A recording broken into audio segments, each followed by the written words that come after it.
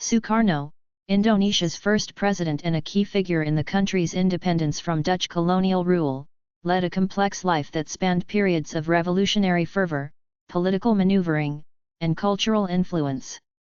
Born Kusno Sosrodoharjo on June 6, 1901, in Surabaya, East Java, he later took the name Sukarno. His parents, a Javanese schoolteacher named Raden Soekmi Sosrodoharjo and his Balinese mother, Ida Aunyomanrai, provided him with both a strong cultural foundation and a drive to resist colonial oppression. His upbringing in a politically aware household influenced Sukarno's worldview, particularly his desire for an independent Indonesia. Early education and influences. Sukarno attended a Dutch primary school, which provided him with an excellent education, yet one centered around colonial values.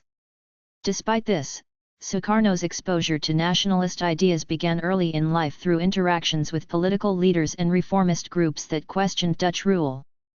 He later studied at the Teknisk Hogeschool, now the Bandung Institute of Technology, in Bandung, where he studied civil engineering and developed a deeper commitment to the anti-colonial movement. While in Bandung, Sukarno was heavily influenced by his mentors, including prominent Indonesian nationalist T. Djokro Aminoto, who advocated for unity among Indonesian Muslims, Hindus, and indigenous people against colonial rulers. Sukarno also studied Western philosophers and political thinkers such as Karl Marx and Thomas Jefferson.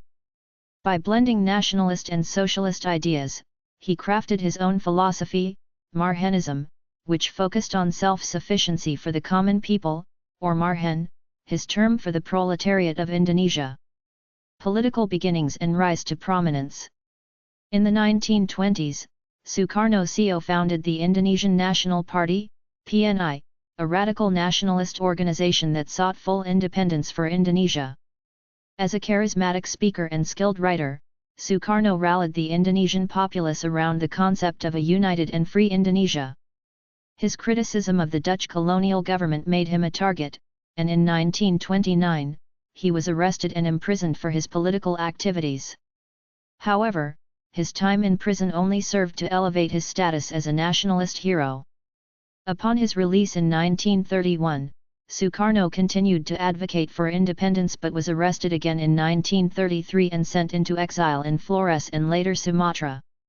During his time in exile, Sukarno's influence remained strong. His resilience and dedication to the cause became a source of inspiration for Indonesians under colonial oppression. Japanese occupation and the path to independence. In 1942, during World War II, Japan invaded Indonesia, displacing Dutch rule. Although initially skeptical, Sukarno collaborated with the Japanese, who saw his popularity as a means to gain Indonesian support. He used this cooperation strategically to build and strengthen nationalist organizations that would eventually aid in the struggle for independence. Japan promised Indonesian independence but postponed any concrete steps until they were defeated in 1945. On August 17, 1945, following Japan's surrender, Sukarno and Muhammad Hatta proclaimed Indonesia's independence, with Sukarno assuming the role of president and Hatta as vice president. This proclamation marked the beginning of a fierce struggle, as Dutch forces attempted to reclaim Indonesia. Sukarno led the newly formed Indonesian government in resisting Dutch efforts, resulting in a lengthy diplomatic and military conflict. Leadership and guided democracy. After gaining international recognition of Indonesia's sovereignty in 1949, Sukarno embarked on building a post-colonial Indonesian state. He was determined to steer the nation away from Western influences and create a distinct path. He established a system he called guided democracy, where he assumed a greater degree of personal control over the government. In this system, Sukarno acted as a unifying figure, balancing the interests of various political factions, including the powerful Indonesian Communist Party, PKI, the military, and Islamic groups. Sukarno promoted a vision of nationalism, religion, and communism, encapsulated in his political ideology known as Nasacom, an acronym for Nasionalisme, Agama, Komunisme. Through Nasacom, he hoped to forge unity among Indonesia's diverse political groups and ethnicities.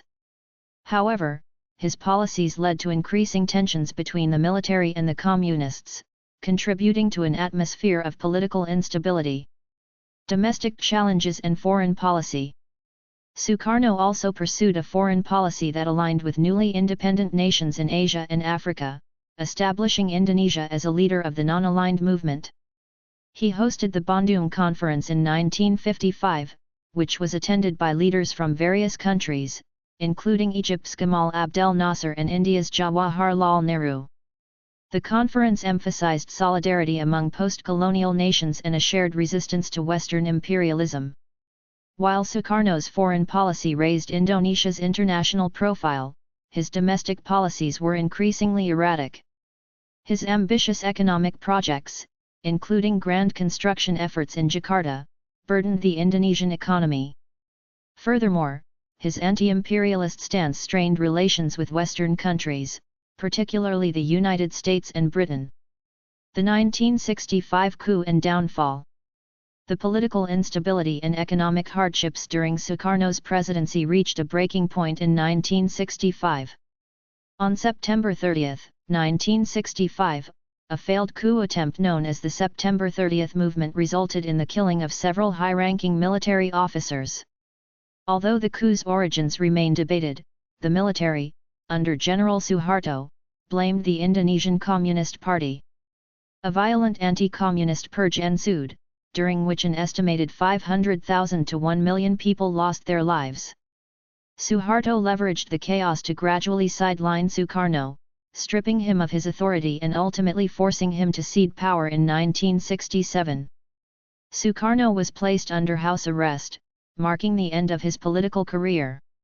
His declining health and isolation weighed heavily on him, and he died on June 21, 1970, in Jakarta. Legacy. Sukarno's legacy remains complex and contested. On one hand, he is celebrated as the father of Indonesia's independence, a visionary leader who rallied Indonesians to forge a national identity free from colonial rule.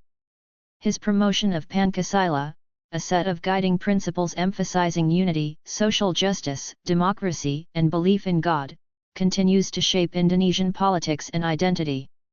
On the other hand, his later years as president were marred by economic turmoil and political repression, as well as the political instability that paved the way for Suharto's authoritarian rule. Thank you for watching. Please subscribe our channel.